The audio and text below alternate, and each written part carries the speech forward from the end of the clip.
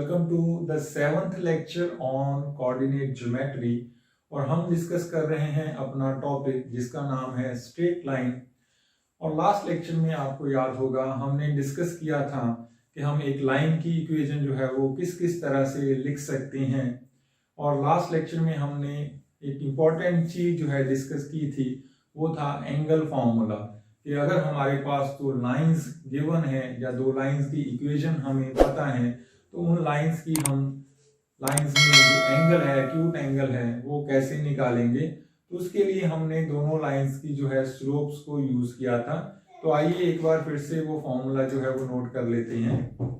हमने लिखा था कि अगर हमारा दो लाइंस के बीच में एंगल थीटा है और उन दोनों लाइंस की स्लोप है m1 and m2, first line की स्लोप m1 है एंड सेकेंड लाइन की स्लोप m2 है, तो हमने एंगल फॉर्मूला लास्ट लेक्चर में किया था कि हमारा एंगल जो होगा वो होगा tan theta is equal two plus minus m2 minus m1 over 1 plus m1 into m2। तो ये हमने किया था एंगल निकालने के लिए यूज, दो लाइंस के बीच में एक्यूट एंगल है। और इसके साथ हमने कंडीशंस यूज की थी कि अगर लाइंस जो हैं वो पैरेलल हैं, लाइंस आर पैरेलल, तो हमने कहा था कि इस केस में हमारा m1 एंड m2 दोनों सेम होंगे, दोनों लाइंस की स्लोप सेम होंगी।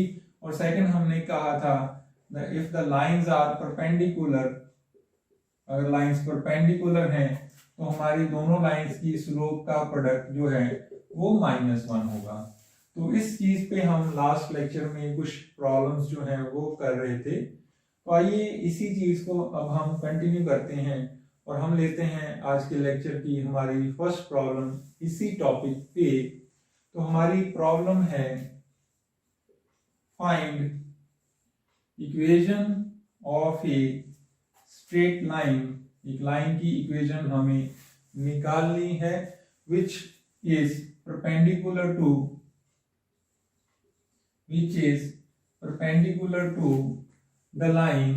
एक लाइन हमें गिवन है, वो है 3x minus y plus 2 is equal to 0 and also पास कर रही है and passing through the point।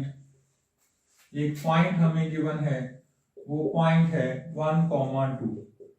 तो हमारी प्रॉब्लम क्या है, हमें एक लाइन की इक्वेशन चाहिए जो इस लाइन के परपेंडिकुलर है और इस पॉइंट से पास करती है। हम ऑलरेडी डिस्कस कर चुके हैं कि एक लाइन की इक्वेशन लिखने के लिए हमें दो चीजें, दो कंडीशन चाहिए। एक तो ये हो गया कि वो इस पॉइंट से पास करती है, तो एक पॉइंट गिवन है। दूसरा इस लाइन के परपेंडिकुलर है। तो हमें क्या करना होगा, उस लाइन की स्लोप निकालनी होगी। जब आपके पास लाइन की स्लोप आ जाएगी तो आप 1 पॉइंट स्लोप फॉर्म यूज करके उस लाइन की इक्वेशन जो है वो निकाल सकते हो। कोई और तरीके भी होते हैं इस लाइन की इक्वेशन लिखने के, बट मैं 1 पॉइंट स्लोप फॉर्म यूज करूंगा। तो सबसे पहले हम शुरू करते हैं इस लाइन की स्लोप निकालने से। ठीक है, now slope of the line है हमारी 3x minus y plus 2 is equal to 0। इस लाइन की स्लोप आप निकालिए। तो हम फिर से वही मेथड जो है, शॉर्टकट मेथड यूज करेंगे इस लाइन की स्लोप निकालने के लिए। तो हमने कहा था लाइन की स्लोप होती है आपका coefficient of x over coefficient of y with negative sign. ठीक है, ये आपने बार बार यूज किया है तो मैं दोबारा नहीं लिख रहा। तो कोएफिशिएंट ऑफ x 3 है, कोएफिशिएंट ऑफ y -1 है और इसका हमने नेगेटिव साइन लगाना है। तो ये टोटल आपका बन गया -3 ओवर -1 दैट इज 3। तो इस लाइन की स्लोप जो है वो 3 है। ठीक है, आप चाहें तो इसको कोई नाम दे सकते हैं m1 या m2। अब हमारी लाइन जो है इस लाइन के परपेंडिकुलर है। तो क्योंकि हमारी लाइन इस लाइन के परपेंडिकुलर है और हमने डिस्कस किया हुआ है ऑलरेडी कि दोनों लाइंस की स्लोप का प्रोडक्ट -1 होता है अगर लाइंस परपेंडिकुलर हों। तो हमने ये भी कहा था कि हमें अगर एक लाइन की स्लोप पता हो तो दूसरी लाइन की स्लोप हम निकाल सकते हैं। कैसे निकाल सकते हैं, अपनी स्लोप को रेसिप्रोकेट कीजिए और अपना साइन चेंज कीजिए। तो देयरफॉर स्लोप ऑफ हमारी लाइन जो हमें चाहिए, स्लोप ऑफ रिक्वायर्ड लाइन, ठीक है, रिक्वायर्ड लाइन इज, या अगर आपको ये लगता है कि ऐसे डाउट होता है कि रिक्वायर्ड लाइन का क्या मतलब है, तो आप लिख सकते हैं that is a line perpendicular to this, a line perpendicular to this line, ठीक है, और इसको आप नाम दे सकते हो टू अबव लाइन कितनी होगी, इज इक्वल टू, इसकी स्लोप को रेसिप्रोकेट कीजिए, 3 का रेसिप्रोकल -1/3 और नेगेटिव साइन, ठीक है। तो हमारी लाइन की स्लोप, इस लाइन की स्लोप है 3 और इस लाइन के जो परपेंडिकुलर लाइन है उसकी स्लोप होगी -1/3। अब हमें इसी लाइन की जो है इक्वेशन निकालनी है, तो स्लोप है -1/3 और वो पास कर रही है 1/1,2 से। तो अब हम लिखेंगे equation of a line with slope -1/3 and passing through the point है 1,2। तो हम यूज करेंगे 1 पॉइंट स्लोप फॉर्म। तो मैं दोबारा से जनरल जो फॉर्म थी वो उसी फॉर्म की इक्वेशन में लिख रहा हूं। हमारी इक्वेशन थी y minus y1 is equal to m into x minus x1। ये हम बार बार यूज कर रहे हैं। y minus y1 is equal to m x minus x1। x1 y1 हो गया 1,2 एंड m हो गया -1/3। तो आइए देखते हैं हमारी लाइन की इक्वेशन क्या आती है। तो हमारी लाइन की इक्वेशन है y माइनस y1, y1 2 है, m है -1/3, x माइनस x1 है 1। तो ये हमारी लाइन की इक्वेशन है। इसको थोड़ा सिंप्लीफाई कर लीजिए आप। यहां से आप लिख सकते हैं 3y - 6, क्रॉस मल्टीप्लाई किया, नेगेटिव साइन राइट साइड पे रखा मैंने, -x + 1, और यहां से आप लिख सकते हो सारी टर्म्स लेफ्ट साइड पे ले आइए, x पॉजिटिव हो गया, 3y पहले से है, -6 और ये 1 आया इधर negative, -6 - 1 that is -7 is equal to 0। तो हमारी लाइन की इक्वेशन है x + 3y - 7 is equal to 0। तो इस तरह से हमने रिक्वायर्ड लाइन या रिक्वायर्ड इक्वेशन जो है निकाल ली है। आइए अब हम अपनी नेक्स्ट एग्जांपल करते हैं।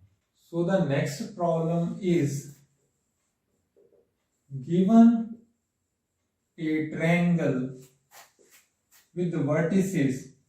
वर्टिसेस हमें गिवन है ट्रायंगल के। फर्स्ट वर्टेक्स है आपका a, वो है 0,4। सेकंड वर्टेक्स है इसका b, वो है आपका -4,9 एंड थर्ड वर्टेक्स है इसका c, तो ये है आपका -2,-1। तो एक ट्रायंगल हमें गिवन है जिसके वर्टिसेस हैं a b c। हमारी प्रॉब्लम है find the equation of altitude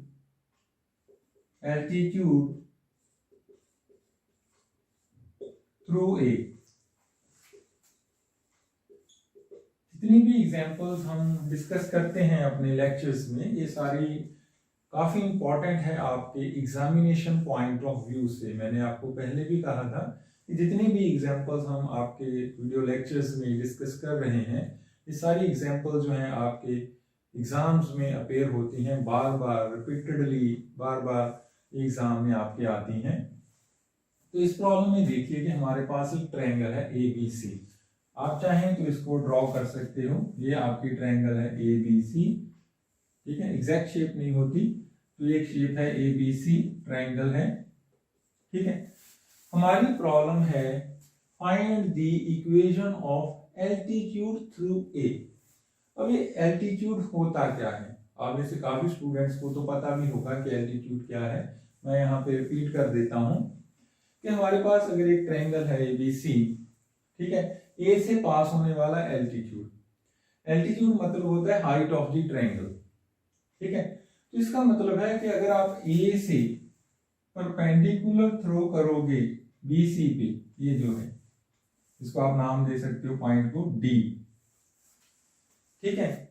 BC से परपेंडिकुलर अगर आप ड्रॉ करोगे ए पे, तो इस चीज को हम एल्टीट्यूड बोलते हैं, हाइट ऑफ द ट्रायंगल।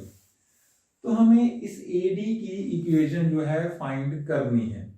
हमें ए पॉइंट भी गिवन है, वो है आपका 0,4, हमें बी पॉइंट भी गिवन है -4,9, और हमें सी पॉइंट भी गिवन है -2, -1। डी पॉइंट जो है हमें गिवन नहीं है। ये डी जो है लाई तो बीसी पे ही करता है, बट ये इसकी लोकेशन हमें नहीं पता कि बीसी पे कहाँ होगा। तो इस केस में डी फाइंड करना थोड़ा सा टफ है, किया जा सकता है बट हम इसको फाइंड नहीं करेंगे, हम किसी और वे से एडी की इक्वेशन निकालेंगे। तो हमारा एल्टीट्यूड है एडी, इस एल्टीट्यूड पे एक पॉइंट हमें गिवन है 0,4 और हमें इस लाइन की इक्वेशन चाहिए। तो आप थोड़ा सा अपने माइंड पे स्ट्रेस डालिए कि हम इस लाइन की इक्वेशन कैसे लिख सकते हैं। एक पॉइंट तो हमें इस लाइन पे गिवन है ऑलरेडी 0,4, हमें इस लाइन की इक्वेशन लिखने के लिए सिर्फ और सिर्फ इसकी जो है स्लोप निकालनी होगी। तो अगर हम स्लोप निकाल लें तो हम एडी की इक्वेशन बड़े आराम से लिख लेंगे। तो अब हम स्टार्ट करेंगे एडी की स्लोप निकालने से। अब वो कैसे निकाल सकते हैं, क्योंकि हमें गिवन तो है नहीं। बी और सी पॉइंट हमें पता है, बी और सी पॉइंट हमें पता है, तो बीसी की स्लोप जो है वो हम बड़े आराम से निकाल सकते हैं। तो हम क्या करेंगे, बीसी की स्लोप निकालेंगे। और एडी की स्लोप कैसे आएगी, एडी जो है वो बीसी के परपेंडिकुलर है और हमें दो परपेंडिकुलर लाइंस की स्लोप के बीच में रिलेशन पता है, तो उसको यूज करके हम एडी की स्लोप निकाल लेंगे। तो आइए शुरू करते हैं बीसी की स्लोप से, ठीक है। तो slope of the line BC, BC जो है बी और सी को ज्वाइन करने वाली लाइन है। तो slope of the line BC is equal to, अब मैंने आपको 2 पॉइंट फॉर्म में बताया था कि अगर हमारे पास 2 पॉइंट हों लाइन के ऊपर, तो उन दोनों पॉइंट्स को ज्वाइन करने वाली लाइन की स्लोप होती है, याद होगा आपको, x1 y1 एक पॉइंट है, x2 y2 दूसरा पॉइंट है, तो हमारी लाइन की स्लोप होती है y2 minus y1 over x2 minus x1। आप चाहें तो नोट भी कर सकते हैं, ऐसा कोई दिक्कत नहीं है। यहाँ पे y2 minus y1 over x2 minus x1, ये फॉर्म मैं यूज करूंगा, मैंने नाम नहीं दिया यहाँ पे, जस्ट आपके लिए लिख रहा हूँ ये। तो एक पॉइंट x2 y2 है और एक पॉइंट x1 y1 है। तो ये रहा मेरा x1 y1, ये रहा मेरा x2 y2।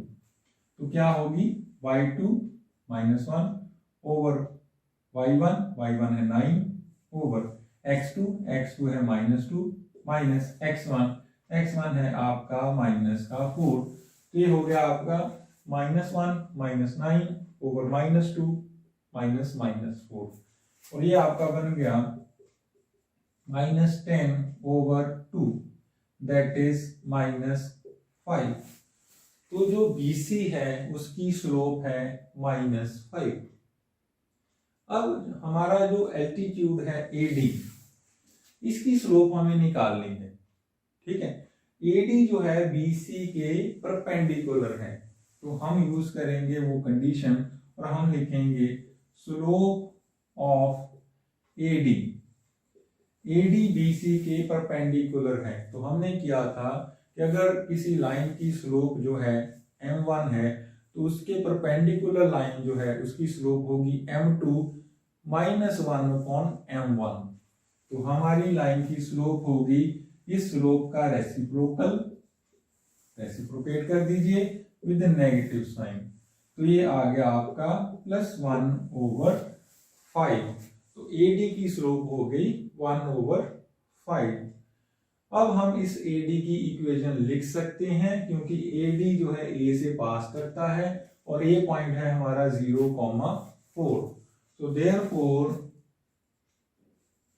Equation of the line AD, ठीक है, AD क्या है, एक लाइन है, आप नोट कर सकते हैं, मैं सेपरेट लिख देता हूं यहां पे, that is a line with slope, जिसकी स्लोप है 1/5 एंड पास करता है ए पॉइंट से, passing through a which is 0,4। ठीक है, तो ये सेपरेटली मैं सिर्फ आपके लिए लिख रहा हूं कि हम एडी की इक्वेशन लिखने वाले हैं। एडी जो है एक स्ट्रेट लाइन है जिसकी स्लोप 1/5 हमने निकाल ली और वो 0,4 से पास करता है। तो हम फिर से यूज करेंगे 1 पॉइंट स्लो फॉर्म, और वो फॉर्म क्या थी हमारी, मैं फिर से यहाँ पे लिख रहा हूं, y minus y1 is equal to m into x minus x1। m यहाँ पे है 1/5, x1 है 0, y1 है 4।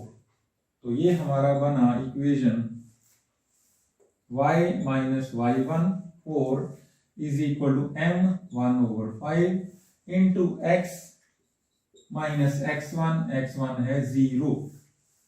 ठीक है, तो यहां से आप क्रॉस मल्टीप्लाई करोगे तो ये आपका बन गया 5 into y minus 4 into 5 is equal to x। और अगर आप ये सारा कुछ उठा के एक साइड पे ले जाओ तो आपकी इक्वेशन बनेगी x 5y राइट साइड पे गया negative plus 20 is equal to 0। तो ये हमारे एल्टीट्यूड की इक्वेशन है। तो equation of altitude is x minus 5y plus 20 is equal to 0 is the required equation of altitude through the point A। ठीक है, तो इस तरह से हमने एक्सप्लेनेशन दी है। तो इसमें भी हमने जो है 1 पॉइंट स्लोप फॉर्म यूज किया है। हम स्लोप निकाल रहे हैं लाइन की और उसके साथ एक पॉइंट जो है यूज कर रहे हैं। तो ये हमारी डिस्कशन थी लाइन की इक्वेशन निकालने के लिए। इस लेक्चर में अब एक और लास्ट चीज करेंगे हम लाइन के बारे में, वो है एक लाइन का किसी गिवन पॉइंट से डिस्टेंस। तो आइए डिस्कस करते हैं इस चीज को। तो अब हम डिस्कस करने वाले हैं परपेंडिकुलर डिस्टेंस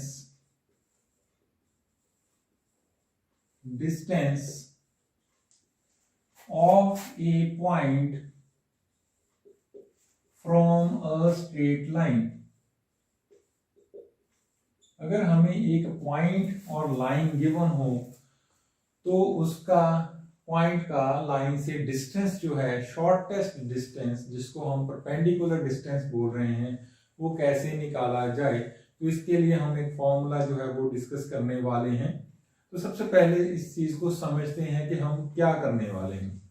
तो मैं यहाँ पे आपके एक्सिस ले रहा हूँ, coordinate axis, x axis and y axis, और मेरे पास एक लाइन है ए बी। ठीक है, अब एक पॉइंट है मेरे पास, जो पॉइंट है आप उसको P से लिख सकते हो। तो P पॉइंट है मेरा x1, y1। इस पॉइंट से आप एक परपेंडिकुलर ड्रॉ करो लाइन के ऊपर। ठीक है, परपेंडिकुलर या नॉर्मल ड्रॉ करो लाइन के ऊपर, तो आपकी ज्योमेट्रिकल फिगर में आपको वो पॉइंट जो है नजर आ रहा होगा। अब हम इस लाइन से उस पॉइंट P का जो डिस्टेंस है वो देखें तो हम शो कर रहे हैं उसको स्मॉल d से। ये जो डिस्टेंस है ये लेंथ ऑफ द परपेंडिकुलर है from the point P to the line, या फिर आप कह सकते हैं ये जो है शॉर्टेस्ट डिस्टेंस है उस पॉइंट का इस लाइन से। जब भी मैं बात करता हूं डिस्टेंस की तो हम बात करेंगे शॉर्टेस्ट डिस्टेंस की, और शॉर्टेस्ट डिस्टेंस जो होता है वो परपेंडिकुलर डिस्टेंस ही होता है। ठीक है, तो आपने कोई और डिस्टेंस नहीं निकालना, क्योंकि लाइन के ऊपर बहुत सारे पॉइंट्स होते हैं। आप किसी भी पॉइंट से किसी भी पॉइंट का डिस्टेंस निकाल सकते हैं, बट हमें लाइन से पॉइंट का डिस्टेंस निकालना है, वो शॉर्टेस्ट डिस्टेंस निकालना है, तो वो होगा परपेंडिकुलर डिस्टेंस। तो ये d जो है वो कैसे निकालेंगे, आइए डिस्कस करते हैं। तो मान लीजिए आपका पॉइंट जो है वो है P, let P x1 y1 be a point and equation of the line B, जिस लाइन से आपने परपेंडिकुलर डिस्टेंस निकालना है वो है ax plus by plus c is equal to 0। ठीक है, देन हम लिखेंगे the distance d, distance of p from line. और ये जो डिस्टेंस है मैं बार बार रिपीट कर रहा हूं, मैं बात कर रहा हूं शॉर्टेस्ट डिस्टेंस की, परपेंडिकुलर डिस्टेंस। तो P से आप परपेंडिकुलर ड्रॉ करोगे इस लाइन पे तो हमें ये डिस्टेंस जो है दिखाई देगा d। और ये निकालने का फॉर्मूला है हमारे पास। आपने क्या करना है, अपने लाइन की इक्वेशन को इस फॉर्म में लिखना है और इसकी जो लेफ्ट हैंड साइड है उसमें अपना पॉइंट जो है वो पुट कर देना है।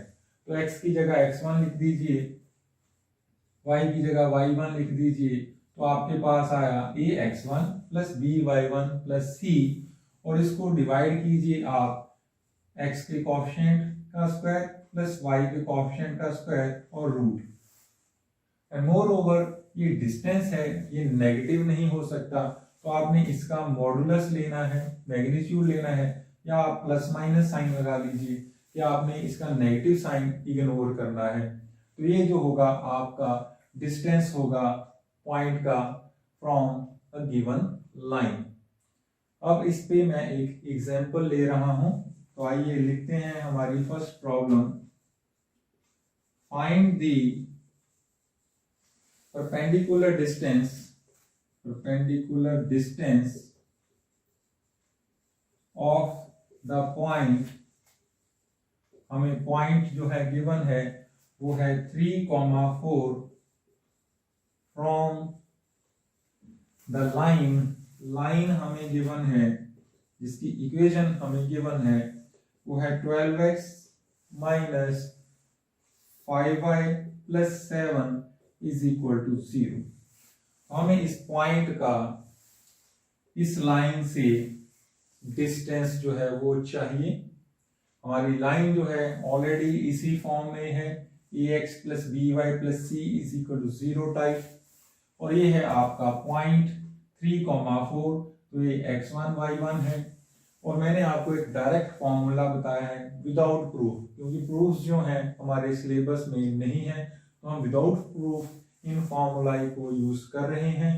तो इस फॉर्मूला को हम डायरेक्टली यूज करेंगे और हमारे पास शॉर्टेस्ट डिस्टेंस जो है निकल के आ जाएगा। ठीक है, so let d be the distance between the point and the line.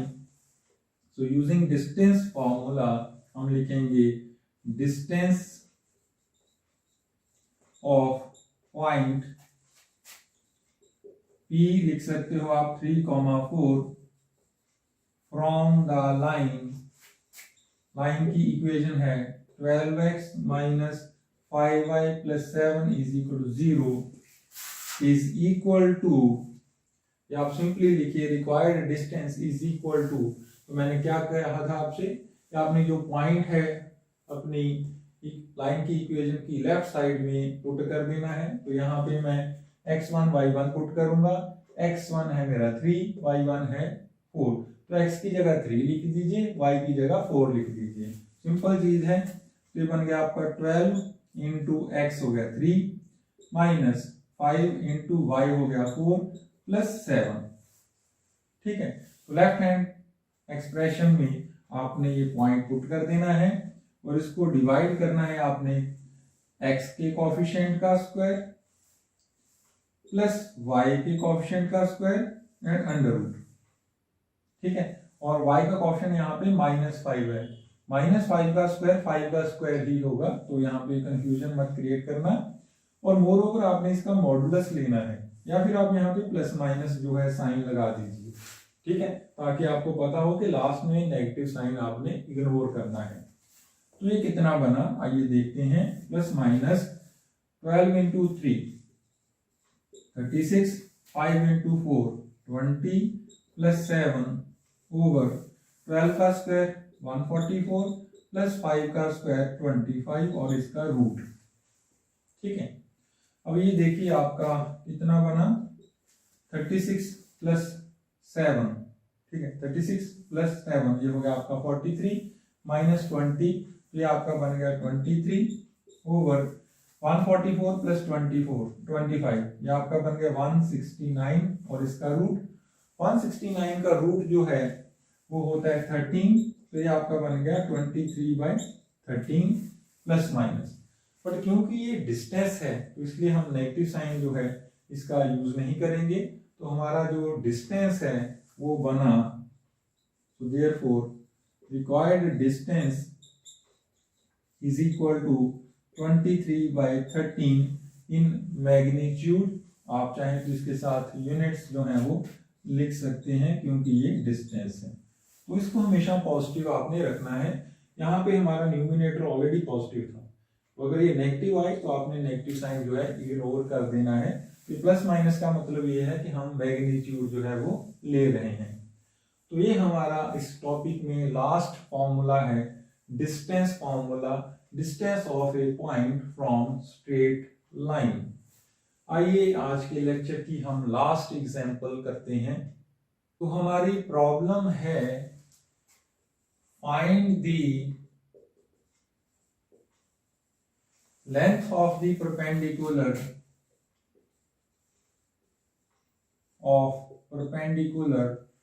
from the point हमें एक पॉइंट गिवन है, पॉइंट है हमारा 1,-4 टू द लाइन। इसके साथ हमें एक लाइन गिवन है, लाइन की इक्वेशन गिवन है, वो है 3x is equal to 4y - 6। और इसके साथ हमारी प्रॉब्लम है also find the foot of perpendicular. इस परपेंडिकुलर का हमें फुट का मतलब है कि ये परपेंडिकुलर लाइन को जिस पॉइंट पे मीट करता है वो पॉइंट भी हमें निकालना होगा। तो एक एडिशनल टास्क होगी ये। आइए इस चीज को पहले समझ लेते हैं कि हमें क्या क्या करना है। एक तो आपको लाइन गिवन है, ठीक है, ये लाइन है, और एक पॉइंट आपको गिवन है, मैं P लिख रहा हूं, पॉइंट 1,-4, और ये जो लाइन है इसकी इक्वेशन हमें गिवन है 3x is equal to 4y - 6। 3x is equal to 4y - 6। इस पॉइंट से अगर आप परपेंडिकुलर ड्रॉ करो इस लाइन के ऊपर, ये आपका परपेंडिकुलर है, ठीक है। मान लो ये किसी पॉइंट पे, इस लाइन को आप AB बोल लीजिए, ये परपेंडिकुलर हम ड्रॉ कर लेते हैं। मान लीजिए ये आपका L पॉइंट है,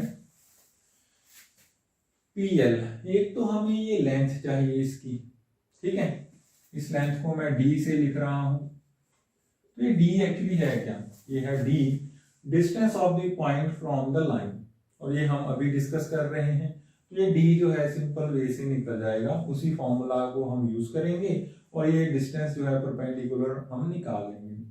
बट इसके बाद एक और टास्क है हमारे पास, also find the foot of the perpendicular. ये जो फुट है, ये जो पॉइंट है L, इसके कोऑर्डिनेट्स हमें फाइंड करने होंगे। ये L पॉइंट हमें फाइंड करना होगा, तो ये हमारा सेकेंड टास्क होगा। इसके बारे में मैं अभी बात करता हूं। पहले फिलहाल हम फटाफट जो है D निकाल लेते हैं, ठीक है। तो हमारा डिस्टेंस होगा P का इस लाइन से। आइए इस लाइन को या इस लाइन की इक्वेशन को पहले हम अपनी स्टैंडर्ड फॉर्म में लिख लेते हैं, ax + by + c = 0 टाइप। तो हमारी क्या होगी, गिवन लाइन इस, इसको थोड़ा सेट करके लिख लीजिए। लाइन है हमारी 3x = 4y - 6, ठीक है। जब भी डिस्टेंस निकालना है तो याद रखना कि आपका जो इक्वेशन है लाइन का वो ax + by + c = 0 टाइप की हो। तो इसको मैं लेफ्ट साइड पे ले आता हूं, तो हमारा बनेगा 3x - 4y + 6 = 0, और इसको मैं नाम देता हूं 1, ठीक है। तो ये हमारा इस फॉर्म में आ गया ax + by + c = 0। तो इसमें कोई कंफ्यूजन क्रिएट नहीं करनी, या फिर आप इस चीज को राइट साइड पे ले जाइए, तब भी एक ही बात है। अब हमारा पॉइंट जो है मैंने P से लिखा है 1, -4, तो अब हम डिस्टेंस लिखेंगे the length of perpendicular, distance of P from the line 1 is, अपना डिस्टेंस फॉर्मूला जो है वो यूज करो। हमने लिखा था कि अपनी लाइन की इक्वेशन का जो लेफ्ट हैंड एक्सप्रेशन है ax + by + c, उसमें अपना पॉइंट पुट कर दो और उसको डिवाइड कर दो coefficient of x² + coefficient of y² के रूट से। तो आइए हम डायरेक्टली वो कर देते हैं। ये रहा आपका डिस्टेंस d, तो इसमें मैं पॉइंट पुट करता हूं 1, -4 यहाँ पे, तो 3 × 1 -4 × y -4 + 6, ठीक है। और इसको हम डिवाइड करेंगे x के कोएफिशिएंट का स्क्वायर प्लस y के कोएफिशिएंट का स्क्वायर, -4² है, आप +4² भी लिख सकते हो क्योंकि स्क्वायर कर रहे हैं तो नेगेटिव साइन का कोई मैटर नहीं है। और मैग्नीट्यूड लेना है इसका, प्लस माइनस हम लिखेंगे। आइए देखते हैं ये डिस्टेंस जो है कितना निकला। तो ये आया आपका 3 + 4 × 4 16 + 6 ओवर 3² हो गया आपका 9, 4² हो गया आपका 16 और इसका रूट। तो ये जो d है आपका बना है ±3 + 16 + 6, ठीक है। तो ये कितना हो गया आपका 25 ओवर 9 + 16, 9 + 16 हो गया आपका 25, 25 का रूट, 25 का रूट हो गया आपका 5, तो ये बना 25/5, दैट इज 5, ठीक है। तो आपका जो डिस्टेंस है मैंने लिखा है ±5, बट मैंने आपको पहले बताया था कि हम नेगेटिव साइन जो है वो यूज नहीं करेंगे। तो देयरफॉर हम लिखेंगे required length of perpendicular is equal to 5। आप 5 लिखो या आप 5 यूनिट्स कह सकते हैं क्योंकि ये डिस्टेंस है, ठीक है। तो ये हमारा इसका ए पार्ट था, एक सेक्शन था इस क्वेश्चन का कि हमें परपेंडिकुलर की लेंथ निकालनी है। अब इसका बी पार्ट जो है सेकेंड पार्ट शुरू करते हैं। वो है हमारा इस फुट ऑफ परपेंडिकुलर के कोऑर्डिनेट्स निकालना। तो अब हमारा एम है टू फाइंड एल, ये आप नोट कीजिए, to find L, coordinates of foot of perpendicular. अब एल जो है वो कहां से आया, ये लाइन और ये लाइन दोनों लाइंस मीट कर रही हैं एल पे, तो इस लाइन और इस लाइन का पॉइंट ऑफ इंटरसेक्शन है एल। और ये हमने ऑलरेडी डिस्कस किया था लास्ट लेक्चर में कि अगर हमें दो लाइंस पता हो, दो लाइंस की इक्वेशंस पता हो तो उनका पॉइंट ऑफ इंटरसेक्शन हम निकाल सकते हैं। अब इस ए बी लाइन की इक्वेशन तो हमें पता है, PL इसकी इक्वेशन हमें नहीं पता, तो हमारा काम ये है कि पहले तो इसकी इक्वेशन निकाल लें और इसकी इक्वेशन को यूज करके हम दोनों की इक्वेशन को यूज करके L के कोऑर्डिनेट्स हम निकाल लेंगे। अब PL की इक्वेशन कैसे निकालेंगे, PL की इक्वेशन हम ऑलरेडी इस तरह के क्वेश्चंस कर चुके हैं।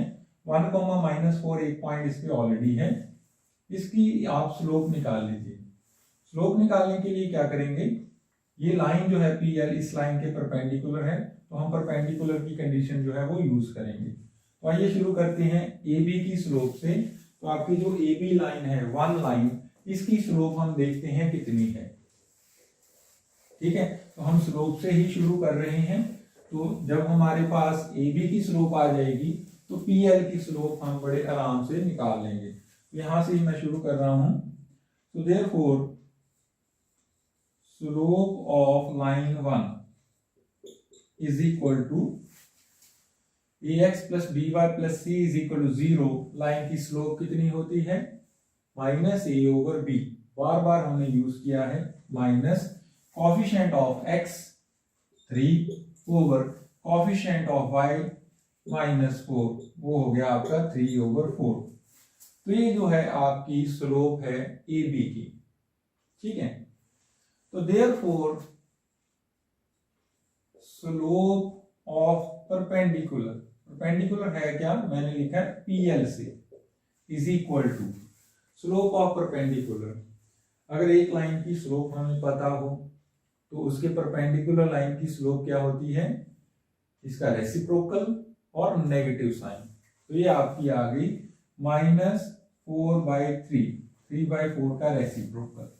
तो PL की स्लोप है -4/3 और PL जो है वो 1, -4, P पॉइंट हमें ऑलरेडी गिवन है। अब हम यूज करते हैं 1 पॉइंट स्लोप फॉर्म और PL की इक्वेशन जो है हम निकाल लेते हैं। तो हमारे पास PL की इक्वेशन आ गई, इक्वेशन ऑफ PL इज, हम कौन सी फॉर्म यूज करेंगे, 1 पॉइंट स्लोप फॉर्म। अगर आपको याद नहीं है तो मैं दोबारा लिख देता हूं, y - y1 = m x - x1, ये फॉर्म हम यूज करेंगे। ठीक है, क्या थी हमारी इक्वेशन, y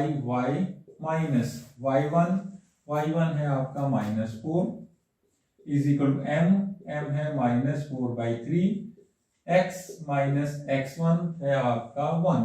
ये आपकी PL की इक्वेशन है। आइए इसको थोड़ा सिंप्लीफाई कर लेते हैं।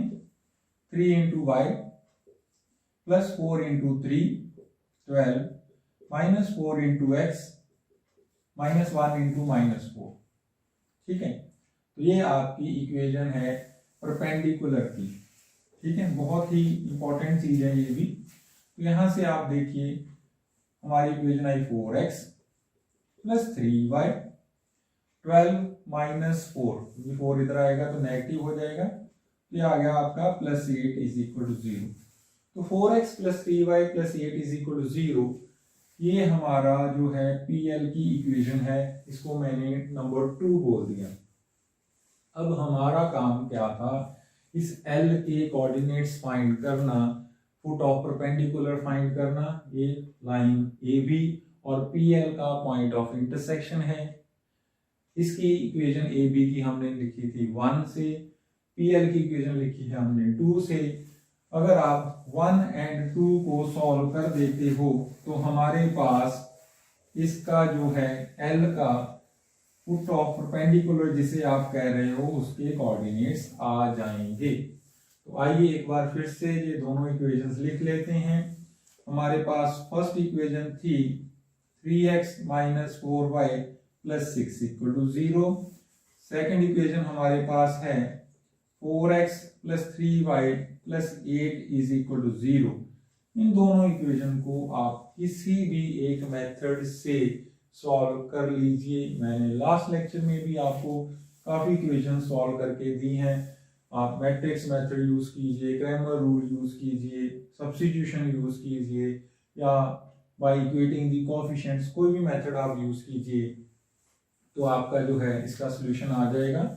मैं यहाँ पे कोएफिशिएंट इक्वेट कर रहा हूँ, मैं y की कोएफिशिएंट इक्वेट कर रहा हूँ, तो मैं फर्स्ट इक्वेशन को 3 से मल्टीप्लाई कर रहा हूँ और सेकंड इक्वेशन को मैं यूज कर रहा हूँ, मल्टीप्लाई कर रहा हूँ 4 से। ठीक है, तो 4 × 2 करूंगा, तो 3 × 1 हम करेंगे तो ये बनेगा 9x - 12y + 18 × 0 = 0। इसको मैं मल्टीप्लाई कर रहा हूँ 4 से, तो 16x + 12y + 32 = 0। ठीक है, अब y के कोएफिशिएंट 12 12 हो गए, या -12 है +12 है, आप इन दोनों को ऐड कर दीजिए। तो मैं इन दोनों को ऐड करता हूं। ऐड करने से मेरे पास क्या आता है, देखिए 9 + 16 25x, 12y कट गया, 32 + 18 ये हो गया आपका 50 = 0। तो 25x + 50 = 0, तो x = -50/25 दैट इज -2। तो हमारा जो फुट ऑफ परपेंडिकुलर है उसका x कोऑर्डिनेट हमारे पास निकल के आया है -2। अब x को -2 पुट करके आप y की वैल्यू जो है वो निकाल सकते हैं। तो 1 इंप्लाइज x को -2 पुट करो, 3 × -2 -4y + 6 = 0। तो यहां से आपके पास आया -4y, ये हो गया आपका -6, ये हो गया +6, -6 एंड +6 0 हो गया, तो ये आ गया आपका -4y = 0। तो इसका मतलब है y = 0। तो आपके फुट ऑफ परपेंडिकुलर का ऑर्डिनेट है 0। तो इस तरह से हमारे पास ये जो पॉइंट था निकल गया। -2, 0. So therefore foot of perpendicular is, जिसको मैंने L से लिखा था, वो है -2, 0. तो इस क्वेश्चन में मैंने एक और एडिशनल टास्क आपको बता दी है सॉल्व करनी, कि अगर आपके पास एक पॉइंट है और उस पॉइंट से आप परपेंडिकुलर थ्रो करते हो किसी लाइन पे, तो वो परपेंडिकुलर जिस पॉइंट पे मीट करता है, जिसको आप कह रहे हो फुट ऑफ परपेंडिकुलर, उस फुट को हम निकाल सकते हैं और ये प्रोसेस हम फॉलो करेंगे। तो ये था हमारा आज का लेक्चर लाइन पे। इस लेक्चर में हमने कुछ एग्जांपल्स ली हैं और डिस्टेंस फार्मूला यूज किया है। डिस्टेंस फार्मूला पे हमने एग्जांपल जो है की है। तो ये था हमारा टॉपिक द स्ट्रेट लाइन। अब नेक्स्ट लेक्चर में हम अपना नेक्स्ट टॉपिक स्टार्ट करेंगे कोऑर्डिनेट ज्योमेट्री का, और वो होगा सर्कल। तो नेक्स्ट लेक्चर में स्टार्ट करेंगे सर्कल से। मिलते हैं नेक्स्ट लेक्चर में। Thanks for watching the video.